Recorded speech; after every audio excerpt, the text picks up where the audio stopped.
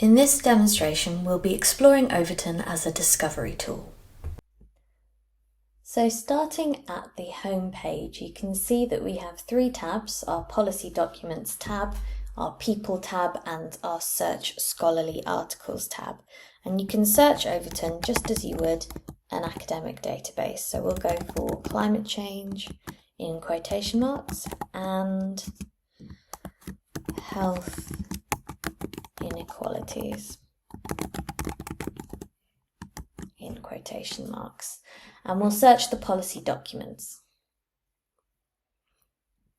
We've got almost 10,000 results for that particular search, and obviously maybe we want to narrow that down a bit more. We might add a few extra terms, we might add a few more Boolean operators in there. You can add as many as you like and experiment with that in the same way you would do that for an academic database. So we can see we've got our results up here and they're sorted by relevance, but you could sort them by citations or published date or any of these options. So at the top here, you've got the options to either save a search, so you could come back to it later, or rerun the search, as it were, just as you would for a systematic review. You can see a report, an overview almost of the documents that have come up when you've searched this query. You've got the export options, so you've got the options to export results to an Excel, to a CSV file, to RIS file, or export the page to PowerPoint. Depending on your subscription, you can also export using an API, but again, that depends on your subscription, but it is possible to have that option as well. So you've also got the explore function, and that is really useful for discovery, which is what we're all about on this video. So you can see the people mentioned or cited in these documents to give you a better idea of who is publishing in this field and who is writing the research in that field. You've also got see the scholarly research these documents cite. So that's a big body of the academic research that's gone into building these policies and publishing them. And you can also see the policy documents that these documents cite. So they are a web, it is a web of research that informs each other. Policies supersede each other or build on the progress that they've made. So you really get to see how the policy documents interact with each other. And you can explore the topics in the documents as well. On the left-hand side, you've got cites or mentions institution. So mine is currently the University of Arizona, so maybe I just want to look at the documents that are connected to my home institution. I can do that. I can also look at the source type, and you can also narrow things down by the source itself. So in this case, we can show more. We've got key sources, which again depend on your user account. We can edit those to reflect who you consider your key sources are. But if I want to select a few to narrow down my search results, maybe I want to look at the World Health Organization, the United Nations, the OECD, for example. You can see there's quite a lot of UK representation for this particular search topic. So maybe I want to ignore some of those and look further at some American policy producers and sources. So State of Washington, City of New York. We can look at some further options as well. Let's see. I think that can do for now. Let's go for Pan American Health Organization as well. And then we can apply those filters to just highlight those sources. So that's taken our results list down a little bit, but they may be more relevant to what I'm trying to look for. So those sources are really useful. There are lots of other filters available. So you've got document types, you've got source country, state and territory. So you can see we can narrow things down when it comes to the US as well. You can see we can narrow things down by state even. And we can scroll down and we've got tags on the sources, so a bit more topics.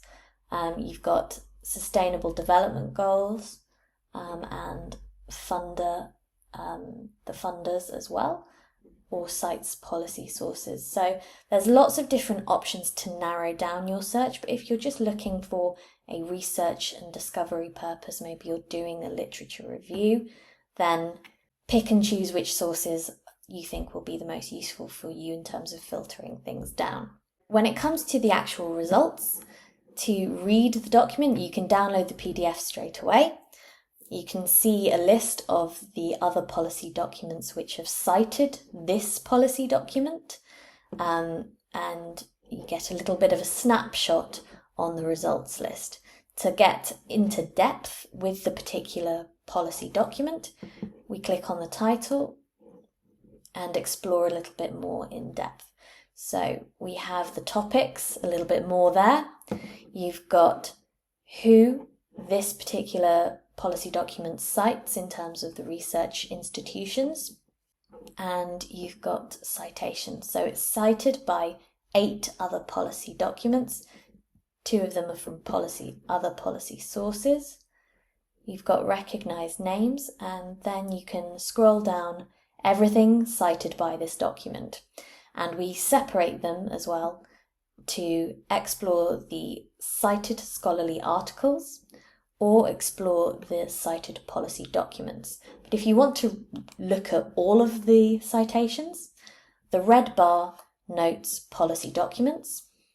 And if we scroll down a little bit further, the blue bar notes scholarly articles. So it's a nice way of keeping things clear in your brain, which one is which. Each of them has a hyperlinked page, so we can jump straight to the reference in question within the document, which is really useful when the PDFs are thousands of pages long. And you can highlight particular references to come back later. So maybe I want to come back and read that policy document later.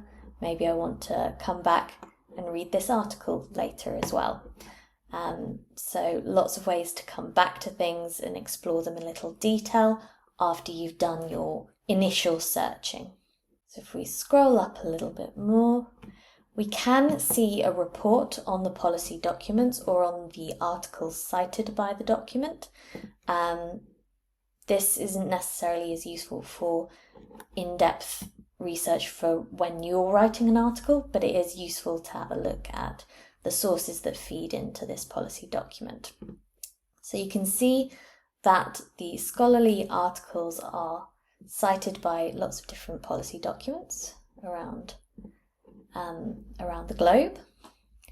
And we can scroll down that all of the articles that have been cited in this policy have been cited more than once and in other articles, other policies as well. We can also see the delay in, or the time lag, as it were, from the article being published to making its way into policy. And really there hasn't been much of a dip here since the articles have been published to continuing references in public policy. So that's quite an interesting insight to have. But this goes into analysing policy influence a little bit more than discovering research. But it's a useful thing to know. And we can have a look at the sources of those citing policy. So World Health Organization, European Union, United Nations, some German think tanks and government bodies, and the Italian government as well, and the United Nations.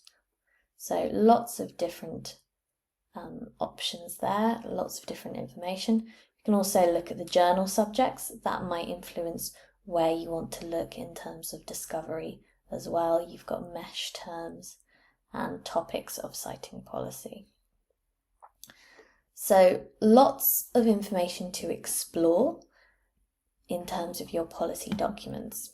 So if we go back to our results list, so if we want to use the Explore button, we can have a look at seeing the policy citing these documents or list the people mentioned or cited in these documents. So we'll skip along to the people.